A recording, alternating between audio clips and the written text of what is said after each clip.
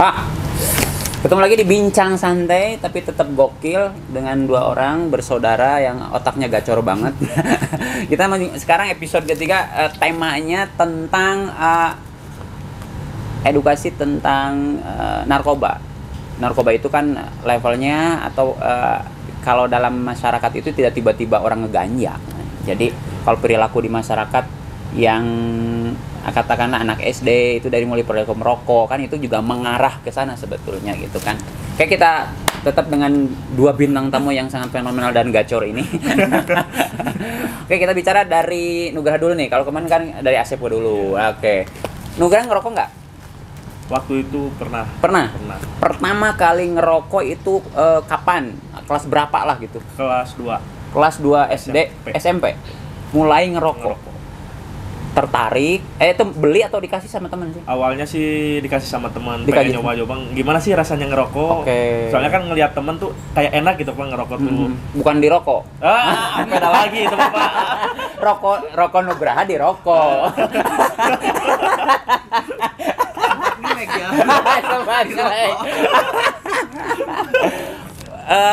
Pertama kali dikasih rokok sama temennya gitu kan. Dan itu ketika kelas 2 SMP. Oke. Kemudian setelah itu jadi ketagihan. Awalnya sih biasa, belum kerasa enaknya sih Pak ngerokok karena masih batuk kayak gitu. Kayak gitu. Nah, setelah kesini jadi ada ketertarikan soal kayak enak sih. Jadi lebih ke mungkin kalau ngerokok itu ngerasa gagah. Jadi rasa pedenya lebih tingkat kayak gitu. Nah, udah kayak gitu, nyoba-nyoba terus sampai beli kelas 3 mulai ketagihan. Oke. Dan akhirnya kamu ngambil bako aki ente. Bako PD bako hilang. Akhirnya kamu rokok. Sampai sekarang masih ngerokok?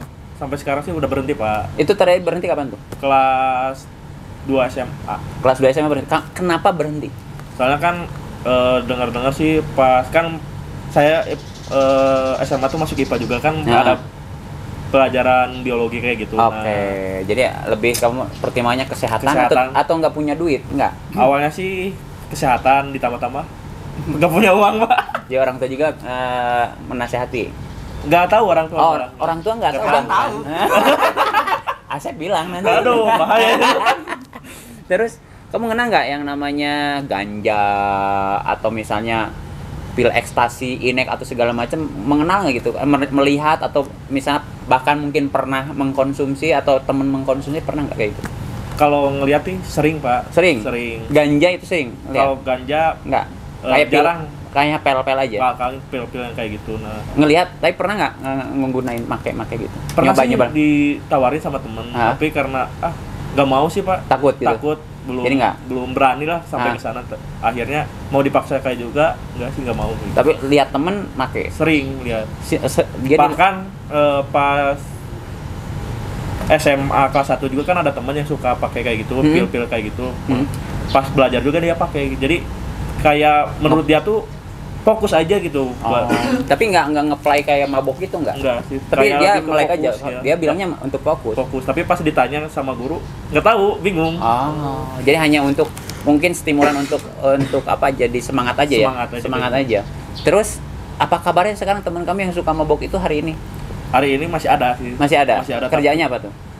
Pengangguran sih Pak. Pengangguran. Dan masih mabok dan masih make. Wow. Sampai sekarang sih kan itu efek yang kayak pil kayak gitu gede ya Pak ya. Efek sampingnya sampai giginya hilang gitu.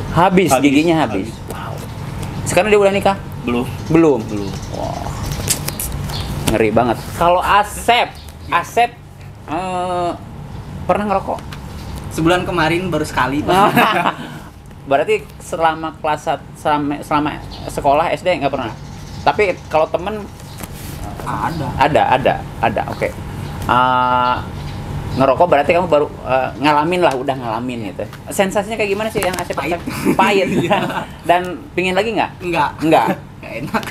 Nggak enak gitu. Jadi kamu nggak ngerokok. Nggak. Kemudian kenal nggak yang namanya misalnya obat-obat untuk mabuk atau misal kayak ganja gitu yang Asep tahu, kenal nggak? Yang ada nggak gitu? Kenal sih, soalnya sering nongkrong main. Sama pemuda-pemuda gitu. Iya, sama teman yang lebih tua juga. Setua apa? Ya SMP, SMA gitu. Kakak kelas lah gitu. Kalau temen-temen Asep yang SD ada nggak yang kayak gitu?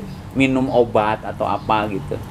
Yang pengalaman Asep aja. Wah, pas dulu sih nggak ada. Nggak ada. Cuman kakak kelas yang. Cuman memang ketika menggaul di lingkungan itu ada yang kayak nyimeng gitu kan. Minum apa pil BK, inek itu ada. Ada.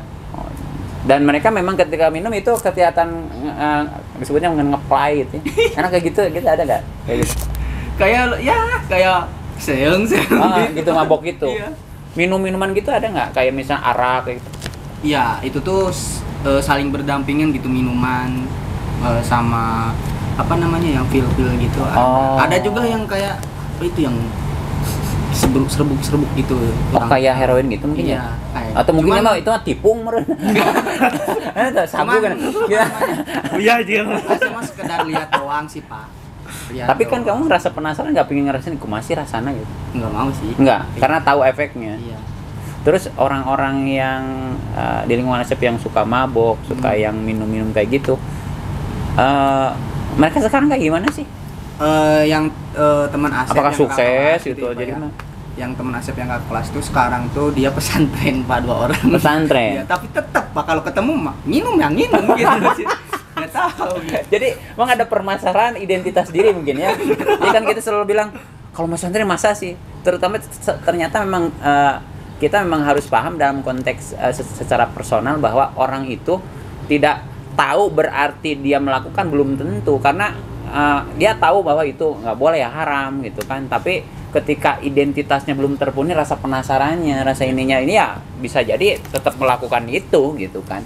Nah, ke Nugraha nih sekarang, kalau menurut Nugraha sebetulnya dari mana sih mereka dapat kayak gitu, dari minuman ataupun tadi ganja atau yang lainnya, dari mana sih? Kalau yang Nugraha lihat, karena kan benar kata Asep juga, dari tongkrongan, dari pergaulan juga. Nah, ada bandarnya nggak sih gitu? Ada Pak. Bahkan sampai waktu itu temen Nugraha juga jadi bandar pil kayak gitu. Dia jadi bandar pil. Dari dia nyoba terus mengkonsumsi jadi bandar. Jadi akhirnya dia daripada beli lagi, dari mendingan jual keuntungannya untuk dia sendiri. Iya. Wow. Dan itu memang berarti ada bandar besarnya lagi. Ada Pak. Waktu itu juga kan dia tuh bandar, tapi juga suka mendistribusin dari orang lain juga. Ada nggak yang sampai ditangkap polisi kayak gitu? Ada Pak. Ada. Wow. Soalnya dia tuh mainnya nggak rapi kayak gitu Pak. Jadi nyebarinnya juga di jalan kayak gitu. Jadi kelihatan sama umum masyarakat. Dan itu dilaporkan. Akhirnya seminggu kemudian baru ditewak. Aduh. Kalau Asep sendiri nih, melihat orang-orang yang itu sih, kenapa sebetulnya dia kurang kasih sayang, nyoba-nyoba atau apa sih menurut Asep sih? Kalau lihat-lihat teman-teman gitu yang nyobain gitu. Kebetulan ya Pak, salah satu teman beda SMP gitu. Dia sebagai emang pegang ya penadah seperti itu. Tapi dia juga ada penadah lagi, ada bandar yang lebih gede lagi. Nah, kan sering bareng, nongkrong bareng, dia suka ngebagiin. Lebih ke ekonomi keluarga sih. Jadi memang dia mencari jalan pintas. Cari uang yang lebih gampang. Kalau ininya, terus kalau yang awal-awal pengguna itu, menurut Asep apa tadi, coba-coba aja atau ke bawah tuh gimana sih sebetulnya? Kalau yang orang dua Asep nih, teman Asep, dia emang pertama penasaran. Tapi pas penasaran tuh nyoba, dia tuh cerita ke Asep tuh enak katanya. Ketagihan. Iya, kayak badan tuh lebih seger, lebih ringan. Serasa ngelayang. Beberapa minggu dia tuh nggak mengkonsumsi lagi katanya. Malah jadi sakit gitu Pak, menggigil kayak gitu. Itu mungkin disebut sakau ya gitu ya. Terus habis itu obat itu lagi sembuh, enak lagi, jadi dia ketergantungan gitu Pak. Sampai sekarang. Orang tuanya tahu. Orang tuanya nggak tahu enggaknya nggak tahu. Tapi kan dia dapat uang dari mana? Berarti uang jajannya. Iya. Wow. Cuman kan dia sekarang lebih ke pesantren, jangkauan orang tua lebih jauh lagi, Pak. Oh, dan justru dia lebih bebas juga ya. Paling bisa jadi statusnya dia pesantren tapi sesungguhnya dia nggak mungkin gitu ya. Kalau dia masih tetap mengkonsumsi kan. Wow.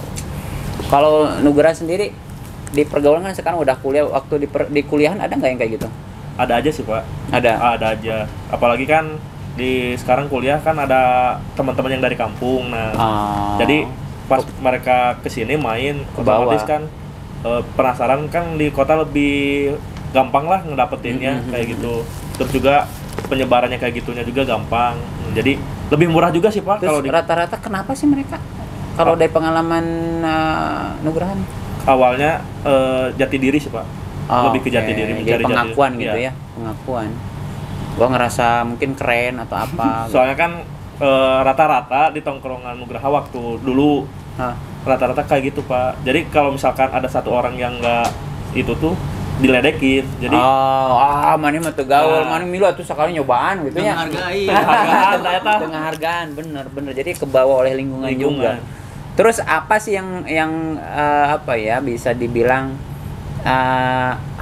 supaya kita nggak terjerumus kayak gimana sih? Pertama, kalau pembatasan. Kalau misalkan kita boleh bergaul, tapi kita juga harus punya proteksi diri, membatasi. Jadi jangan dengan semua orang gaul semua kayak gitu. Terus kan. juga meskipun kita teguh pendirian, Pak, jangan sampai tergoyahkan ketika emang kita nggak mau diledekin kayak gimana juga, yang penting kita pendiriannya kuat kayak gitu. Kalau misalkan udah pendiriannya goyang, mau segimana apapun ajakan orang lain pasti terbawa kayak gitu. Yang pertama sih dari pendirian kita dulu, mau pendirian kita mau sejauh mana sih ketika kita menghadapi orang-orang yang seperti itu. Kalau misalkan pendirian kita kuat, ya otomatis kita bisa melawannya. Oke. Kalau Asep nih, sekarang di SMP sendiri teman-teman aja nggak yang kayak gitu? Ada, Pak. Yang kalau kemarin kan waktu SD teman-teman yang lebih tua lah gitu ya. Kalau sekarang teman-teman sangkatan ada? Makin banyak.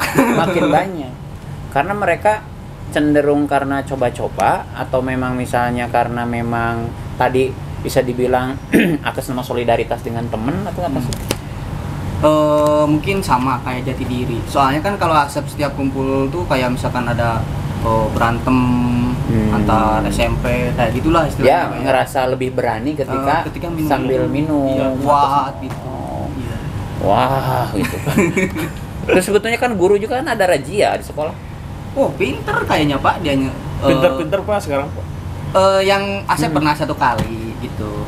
Teman Asep, dia punya beberapa butir gitu ya, Pak ya. Pas ada razia, dia taruhnya itu nggak di tas, nggak di ini, dia kubur di tanah di tempat dia nongkrong gitu. Gitu. Jadi ya aman, nggak ada yang tahu, teman nggak ada. Karena dia yang tahu sendiri yang ini gitu ya. Sama Asep gitu. Menurut pengalaman sekarang Asep, efeknya apa sih yang dari pengalaman Asep sendiri, orang yang sering konsumsi obat-obatan atau minuman keras itu, efeknya yang Asep lihat aja lah saat itu apa sih sebetulnya? Ya kayak ngerusak diri badan tubuh itu sendiri, Pak.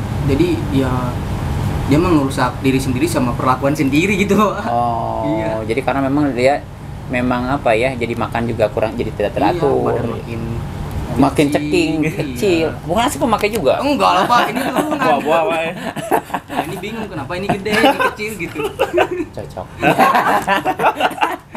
Makanannya.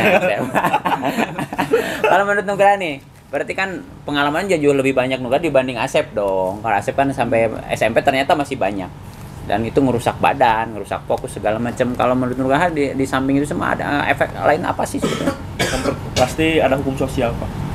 Ketika emang yang tadi ya, ibaratkan yang tadi ketangkap itu, pasti kan masyarakat berpikirnya si itu pasti pengedar kayak gitu. Jadi otomatis tanggapan terhadap orang tersebut pasti jelek, Pak. Jadi otomatis si namanya itu udah tercemar goreng. Ada nggak di teman-teman kuliah gitu yang ngampus gitu, yang yang ketangkap gitu, ada nggak? Kalau sejauh ini yang Nugraha lihat gitu nggak ada sih, Pak. Kalau yang pakai ada? Kalau yang pakai pasti ada aja sih, Pak. Ada aja ya gitu.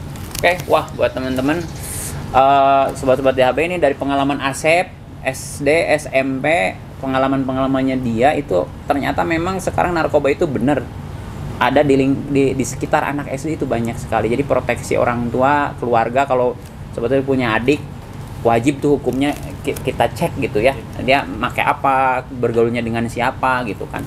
Kemudian kalau di lingkungan kuliah jelas lebih ini lagi gitu, dan efeknya jelas ke tubuh tadi ya, ngerusak gitu kan. Terus nanti ada sanksi sosial ketika dia ditangkap polisi, masa depan jelas lebih suram gitu kan. Kemarin aja saya dapat headline itu, dan bahkan banyak sebetulnya, tapi headline terakhir kemarin itu salah satu anggota DPRD ketangkap polisi, dia lagi nyabu di rumah dinasnya. Wow, itu kan, itu hancur dong, karirnya hancur, semuanya habis lah gitu ya. Jadi sebenarnya nggak ada manfaatnya, cuman ngerasa pingin kelihatan keren aja. Padahal kan kalau pingin kelihatan keren, aktualisasi aja gitu kan, seperti Asep sekarang kan gitu, dia sebagai gitu. Dan Nugraha sekarang kan ya alhamdulillah beres kuliah gitu kan, tanpa terjerat dengan narkoba. Dimulainya gerbang awalnya kan pergaulan yang terlalu bebas, kita tidak memilih. Tadi kalau kata Nugraha itu, batasi pergaulan dengan siapa, jangan sampai kita atas nama solidaritas dengan siapapun gitu ya. Jadi coba deh, karena efeknya kalau kita fokusnya masa depan kita mau jadi apa sih gitu ya, jangan karena ingin kesenangan sesaat kemudian kita jadi terjerumus. Jadi no drug gitu ya gitu, bukan drag race, no drug. Tong lebah mabok, tong mabok bahkan, itu kan, itu efeknya jelas lah kita semua ini, karena efeknya nggak usah diceritain sebetulnya, tapi ini pengalaman yang real dari Nugraha, teman-teman dari mulai ya nemu di kasusnya di SD, SMP, SMA, bahkan kuliah juga sekarang makin banyak dengan pergaulan hari ini. Asep bahkan sekarang yang fresh banget gitu kan. Di SD itu banyak ternyata teman-teman yang lebih tua ya, saya meskipun kita nggak tahu setua apa sih gitu. Oke sobat-sobat cewek, makasih banget udah stay tune di ruang kita, dan kita akan ketemu lagi di next episode dengan tentunya tema-tema yang lebih menarik lagi di sekitar kita, yang bisa dibilang untuk perbincangan hangat kita aja lah gitu. Makasih, dadah.